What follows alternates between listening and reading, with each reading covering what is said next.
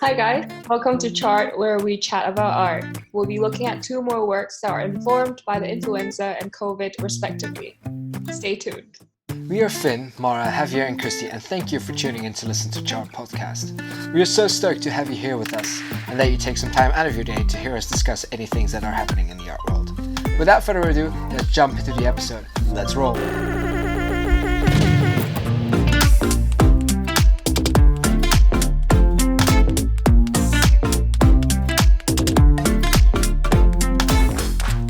Hi guys, it's me. Okay, so we want to talk about pandemic in arts. And please, I'm gonna make you smile. Okay, I picked these three works. They don't look like much, I know, but they are Gustav Klimt when he's dead, and they're done by Egon Schiele. He basically just went to the morgue the day after he died from influenza, from a stroke caused by influenza, and just did a few drawings of him. I personally think they're not that flattering. The things you could get away with. Yeah, this I know. at that time. Hey, you mind if I just paint this dead body? And the guy was like, sure. I don't know how you feel about them. They're not that flattering. And also, to be honest, if I was going to go paint my dead friend, I'd expect it to be like some nice commemorative drawing or painting of me, rather than these line drawings where you're not quite sure if his eyes have rolled backwards or he's got his eyes closed. He also looks like really uncomfortable, like when you sit in bed, slightly craned, watching like the TV. They're weird, and also they're just not commemorative. I don't think he was going for commemorative with this. Yeah. And I get that, but it's just weird to go paint your dead friend, to draw your dead friend a day after he's died. I actually like them a lot. Yeah. I don't mind them, like, in terms of what they are, but then I think you know what you learn about what they are, and you're like, oh. Right. A distinction I already find between artwork and others you may find nowadays about COVID victims and all that is that this one is more about realism, just showing what a dead body is. Yeah. And it's just that's how you are when you die of influenza or stroke caused by influenza. And it doesn't have the whole hopeful vibe that... No, I agree. Like loads. I mean, like Schiele then also did like some portrait of his wife after she died, and she was just in the house for a few days after. And I can't remember which photographer took pictures of Schiele as he was dying. There's loads of like representing how sort of like sad and like a bit gross, and like the realism behind what's going on, rather than now where I feel like people are just like want to be a bit more hopeful. Right. That's the mood I feel now, that people are trying to be a bit more hopeful and not really depict like the realism of what's going on. Even like I couldn't tell you what people look like when they've got COVID, other than hospital images. Like I just couldn't, because nobody shows that. Right. I mean, I think it's also because of the idea of privacy. Like, yeah, as a person who actually is like ill, you don't really want your image to be publicly broadcasted. And yeah, I do think these drawings are not necessarily made to be publicly shown, but more like a way for him to remember him by, maybe, or just he was interested in looking at how his friend would look like if he's dead. Also, I believe there was death was a more approachable subject back here than it is nowadays. Bear in mind that in I don't know when exactly Klim died, but it should have been around the 1928 or something? 1920, something like that, yeah? Well, no, it's 1918. Because it's 1918. Yeah. Almost 1920. Almost. But the point is that, back in that time, things like death pictures were still thing. Yeah, that's true. And I don't know if you guys read Tom Sawyer, but I always put this as an example. There was, I don't remember in which part of the book, but there's a point of the book where one character, this old man who Tom Sawyer and Huckleberry Finn are messing with, tells them, I hope I read your name soon in the newspapers, something like that. And it is an expression that was very common in late 19th century and early 20th century. That meant, I hope you die soon, because it was normal then for like just to leave me alone, like to stop misbehaving. And there were so many children dying back then. It was like normal thing to just tell them, you're such a pain, please die. Imagine saying now that to the kid, right? Yeah, no, like you get taken away. Basically. Yeah. Your kids would get taken my away. point with this is, I think back here, death was such an everyday thing. Yeah, it's such a common thing. People died. So many people died of so many diseases, and like so many people nowadays are not meant to die. Like children were like, it was normal for children to die everywhere.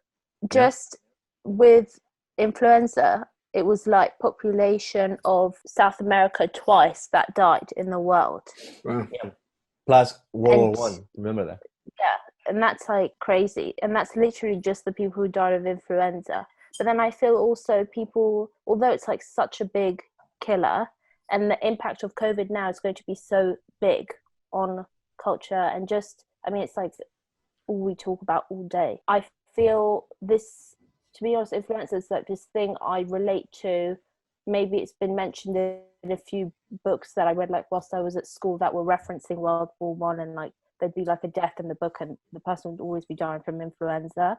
But other than that, like it has no real place in my mind. I don't think of the First World War and go like, oh, that's when influenza happened. I would blame internet and why are you blaming the internet? Well, like not blame, but that would be my explanation for that. I think one of the main things that it's hard to be aware of when you look at to the past from today's perspective is that nowadays we have such a good structure in our heads of what happened and when. Yeah. Because you can instantly look up everything and you can instantly relate like a situation in history to what was happening in other parts of the world at the same time. Back in a time when you couldn't put out your phone and just Google it, you just relied on what you read if you had the means to read it. So I think it was far, like when even as big as these things happen, you really didn't have a way of being aware of it, like I agree. Day by day. You didn't have the news to like watch every day, like, oh, the number of dead people today has risen or all that. It was just, I don't think it's necessarily about the access to information of what death entails or what is the situation like, but I think it's a lot more about how the general consensus towards personal emotions has evolved. Right, that too. Because like previously back in the days, it's such a normal thing again, and people are kind of, even though I'm pretty sure people do suffer like emotionally, then they do it in silence, and it seemed to be a thing that you have to like conceal from everyone else because it's saddening, because it's embarrassing in a way. But then right now we embrace that emotion so much more, like being conscious about mental health, being conscious about what other people are feeling. And I don't think this was necessarily something that people were interested in, or it hasn't, or like the society hasn't progressed towards that micro point of view to life yet. Yeah. I also think like in terms of now, every time you watch the news and they talk about it, they show you that little blue ball with the red spikes. Yes. So they're trying to show you it. So in your mind, you're like, oh, that's what it looks like. Yeah. And then you go online and there's like loads of memes about it to humanize it. So all day, every day, you're being reminded of the same thing. Whereas back then, there was no, showing you what it looked like and what it was that was destroying your life. It's sort of like this invisible, like, can't quite grasp it sort of thing. And there was no, I mean, other than some newspapers and probably like some caricatures in it, there probably wasn't many ways to humanize illness and or visualize it. Or visualize it. Like every meme I look at, it's like calling Corona Miss Rona. just to make it a person, so that, and then you blame it on Miss Rona, like like, oh, what a No. I can't believe it. It's very different. And also, just like historically, I think because it's something that started in the trenches, it's difficult to tell who was dying from just wounds, who was dying just because, you know, this was going through the trenches. And but we've humanized it, I think, and just seeing it on like a molecular level makes it something that you can understand a lot easier. And I think it's like more of an easier concept to grasp. So something that I'm thinking about is what is more, maybe not scary, but more present. You remember when you look at artwork about the Black Plague or something like that, and you have a skeleton dancing and all that. Yeah. All these people, the dance macabre, how do you say that in French? What would be more, like, compare that to representing the virus as this idealized picture of what a virus looks like, that ball with the spikes. So what would you be more afraid of? Like, knowing exactly what it is, and that it's such a small thing that can come into your body so easily and you have to be so protected of it, or viewing it as this force of nature that you couldn't stop? I love visualizing stuff. I need to see it. I cannot deal with concepts in the sky. It has to be something I can see. Yeah, I think it also takes away the fear towards the unknown, because the unknown is always a lot more it's a lot scarier compared to something that is known. And the fact that they've given it an image, they've given it a name, like you can physically, you can kind of address it. It takes away the mysterious of it. I mean, you could argue that's why the Black Plague doctors and all those people wore those masks and those herbs and all that, even though they had really no scientific meaning. The subconscious need to visualize and know that you're doing something to keep you safe. Even if it doesn't, something in your brain clicks and it's like, no, you're fine. You have herbs. Yeah. And it made me think when you said like these dancing skeletons and stuff. There's a portrait by, I'm going to butcher his name, please correct me, Munch. Oh. English people say like munch, but it's I know it's not that. How do you say it? I've never said Munch, though. No. That's how my mum's. How do we say it? Do we know anyone who's Norwegian? So, either way, that guy, the one known for the Scream, has a portrait when he had influenza, and it's totally dark, and it's just his face sort of like floating, and then his arm at the bottom, where his arm is just like a skeleton, it's just the bones. And it also reminds me of like those representations, usually I think it's of tuberculosis, and it'll be like a person who is a total skeleton, like coming from other people, because it was such a like long-winded illness that I'm sure felt like it had no end. But it's like this need to humanize illness into a person or a thing. But I didn't see that as much with influenza. I think just because even artists were probably much busier representing the effects of war in their personal life. And that's another thing, is that it feels like it was much more something which is personal and a personal experience.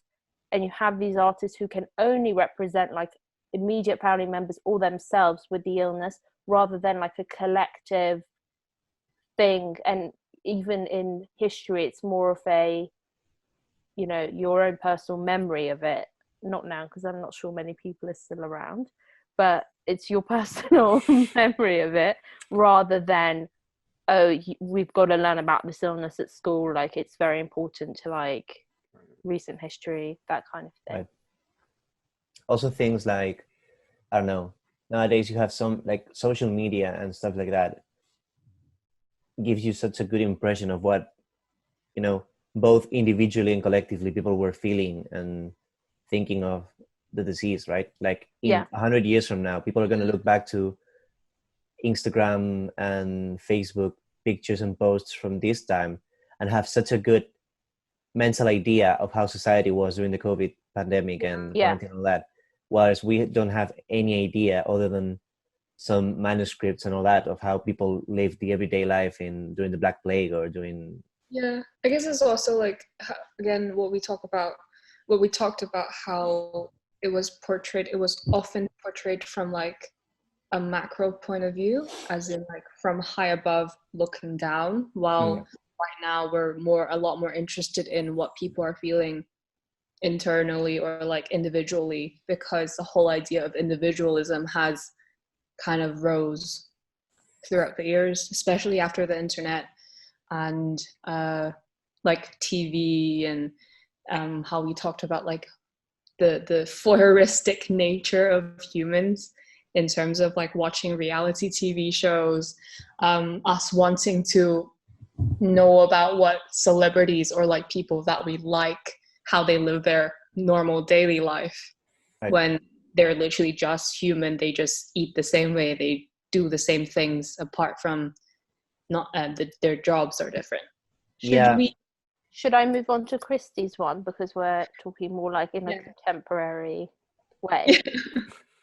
Right, yeah, sure. Such a smooth transition. So this work, it's called Unapologetic Coughing, and it's by this artist called Young-Suk Choi, and it kind of just deals with the whole hysteria around coronavirus, and it took place in March 22nd, I think this was posted, and they were actually trying to recruit just normal people to participate in this work, where they wore these the hazmat suits. Yeah, hazmat suits and mask to kind of deal with being around people, and they were kind of whispering to each other. They were reading. It took place around Leeds.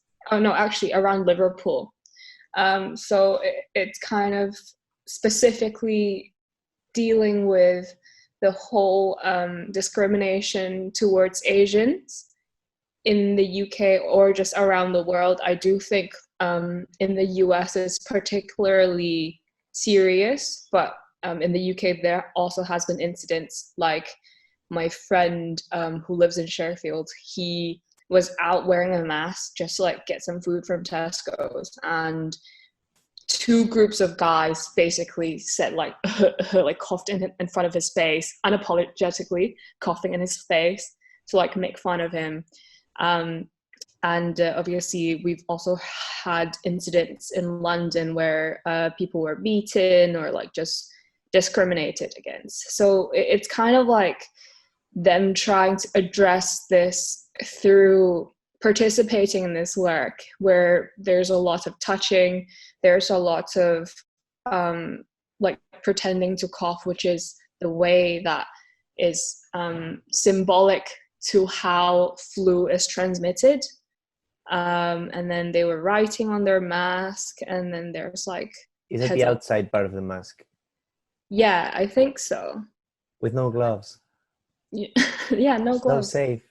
Yeah, it's interesting how it's such an easy way to visual. It's exactly what people are doing right now. You know, like people wearing masks, people wearing gloves for grocery shopping, and that's actually like a really good idea to prevent yourself from it. But it also deals with a sense of urgency in fighting against this yellow peril that the news seem to describe it as, when people are like, it's kind of like what we said about humanizing COVID. Mm-hmm. And because it's such a thing that people dislike because of the whole social distancing, how it put the whole world on hold, they want to find a scapegoat for it. And the easiest thing is going to where it's originally from. And there has been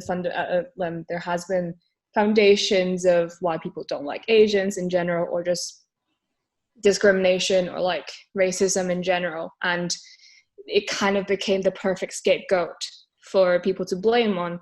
for people to blame this thing that they dislike and visualize it and acting it out.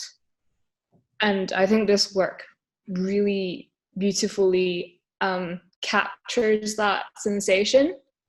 And the fact that it was, like it happened within a space that is not in central London, not in central Liverpool, but just like at the outskirts of it in St. Helens, which is like a little bit more rural. And that is also normally where people are a little bit less open to minorities, or a little bit less open in general. I like it. Why are there petals on the floor? Do you know? I'm not necessarily sure.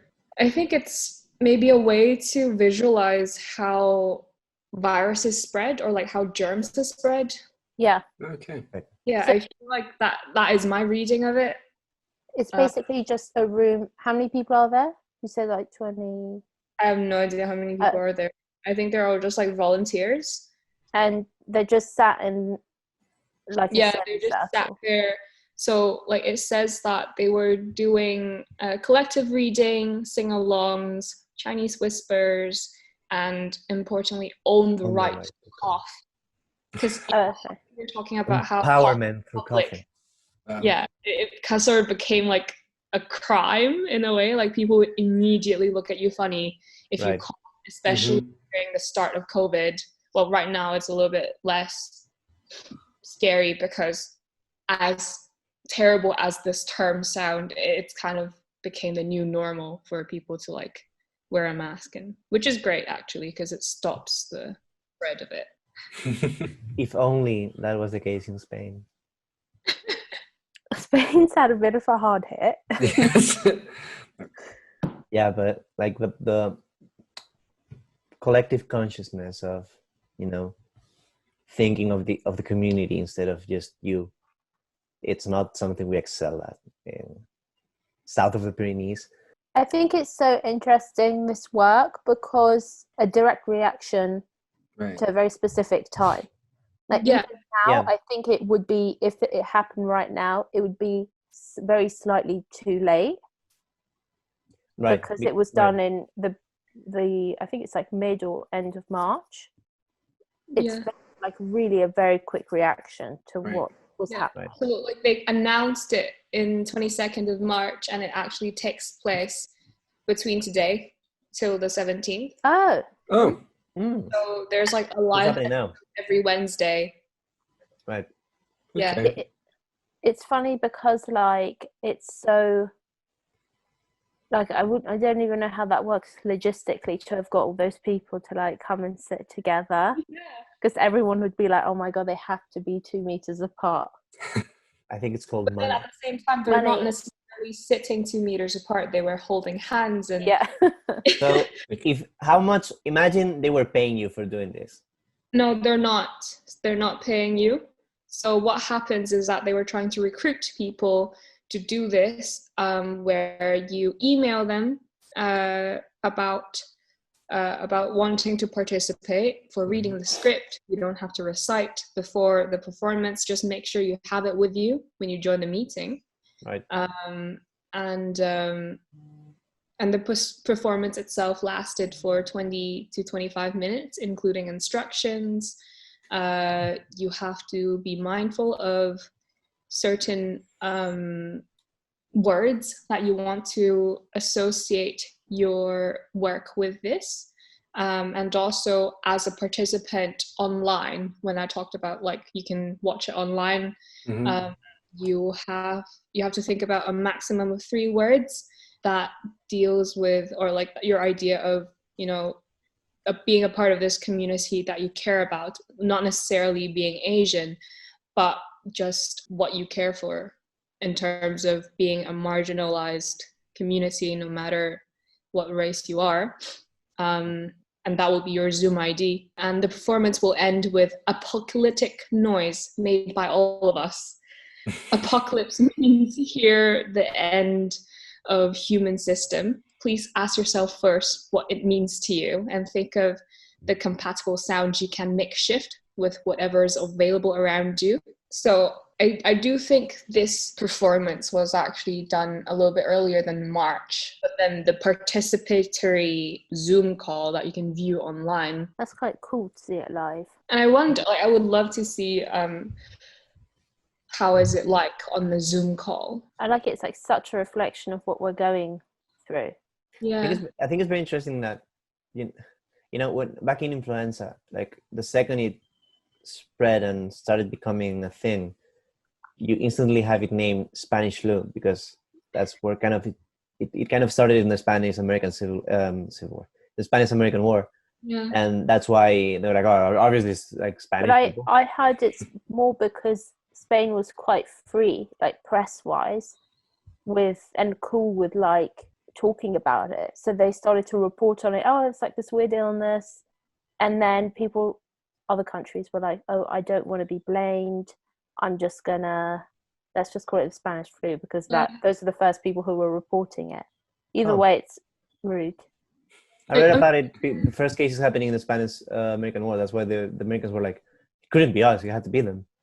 But anyway, the point is that in both cases, you're looking for a scapegoat. Like Christy was saying, you're fighting for a country where it's their fault. We're fine until they have this thing. Yeah. And the difference is that nowadays, it is widely still recalled as the Spanish flu. And with COVID, like now you have artists, like it's only months since it started, and you already have artists saying no. It is. And obviously, like, Trump, defending the people who called it the Chinese virus. Yeah. Well, yeah, and like, some governments in Europe are also like ganging up on China and being like, "Oh, we demand explanations." Yeah. And I mean, but I think he's a special character that we cannot. No. I mean, best he doesn't really description. represent anyone, or even. I mean, in a way, yes, his voice and what he says have a certain influence on people.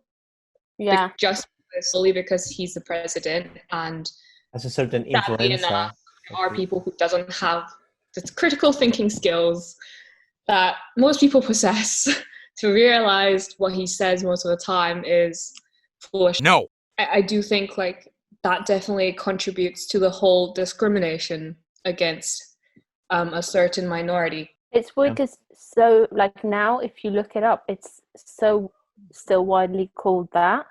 Yeah. You know, like syphilis, which is obviously horrible, and it would disfigure you ultimately and melt your brain. Like the English called it the Frenchman's disease. The French called it the Englishman's disease. I think like at some point it was called the Spanish man's disease, and then the German man's disease. It was just by man meme because they just did not want to have the blame, because it would disfigure you. So it was very, very visible. Right. So they would just do anything to give it to another country, and it was another country's problem. Because then, well, I guess it was different because for them, they were also trying to say that they were like maybe sexually a little rampant and a bit weird as well, and that's why they had that disease like spreading. I think going back to what Javier said about people voicing their opinions as well, I think it also poses a problem at the moment about how people are they feel like they have the authority to comment on something that they don't actually have the research about. Like people talking about wearing masks and how it doesn't work, so they stop using it, and even now they've proven that it works, people still think, oh well, previously it's been proven that it's not working, so I'm just going to ignore it because I prefer it because it's more convenient. And it's kind of like, because there's this whole culture of people talking about their opinion, everyone kind of became their own professional. If you know, that they think what they say is the most credible, while it especially in times of things like these where it's genuinely really dependent on medical professionals and science, it kind of became a really big issue with like it's kind of like comparing to the past. When the authority top down says this is what we're gonna do, people are like, okay, yeah, they probably know better. But right now people are like, they don't know better. Right. I probably know better. And that is also like a really big issue. Great. Yeah. That's the big debate of freedom of speech, right? But like, yeah, now we can say whatever we want and we can get arrested for it. But then that allows people like the protesters in the US who are blocking hospitals, just annoy and endanger lives to the point of utter stupidity. And you could argue, well, if we live in the old days, they would have just not been there because they would be removed by the army or wherever, or they would just not have room to get to this like crazy theories of vaccines cause autism and all that. But then again, if we couldn't think freely like that, who's to say that we would be actually believing it is China's fault that the COVID thing started? A debate that will never be resolved. I mean, it's obviously, it's a controversy for a reason. Like, there's never a right answer to it. And that's why it makes these works of art really interesting to look at as well. Because it's not about right and wrong, but it's more about making you think and having your own stance towards what they're presenting. I think that's a great answer for people who ask the question, what is art for? Like, what utility does it have? I think it's that, of course, it's not it's not like science. It's not demonstrating anything. It's just opening a conversation. You'd have no culture if you had no art. You just would not have any culture. You'd have nothing which represents what's going on at the time in people's minds. Like, you'd have nothing, like nothing to show for. Like, I don't think it's about like showing what it's about, but it's more about a less objective view of what was going on. Yeah. It's obviously with artworks by artists or just a singular one or a group of them, they have a general consensus, they have a general idea of what they believe in, and they try to do something about it because they feel like that's something that is worth addressing. Just like, gay pride, it completely started due to artists. The whole march in New York, it completely started because of artists thinking that it needs to be addressed. The whole AIDS crisis, there's so many artworks about it. And it kind of acted as a way to push things forward. And obviously it is culture in a way, but a lot of things is culture, like popular culture is culture, movies, cinema, all of those are culture. And obviously we can say that they are all art because they are all different forms of art, poetry, literature, all of that. But what's the most important thing is that it shows you either how forward or how backwards people are thinking during that time. And it's also a fun way to enter what was happening historically, instead of like reading publications and I don't know, news cuts from that time. You have something that is a lot less black and white, because texts are normally a lot more opinionated, while art is more open-ended. That was very beautiful.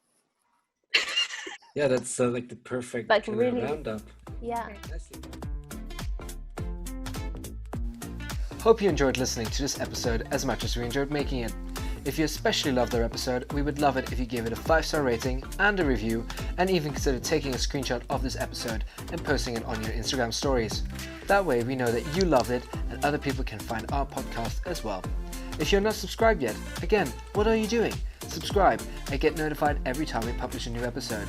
Follow us on Instagram, Twitter, Facebook at chART Podcast, and if you want to see our faces while we talk, find us on YouTube at chART Podcast as well. We are chART, and we'll hope we'll meet you again at some point in the near future. Take care, chART out. Love you. See you. Love See you you. later. Bye. Bye.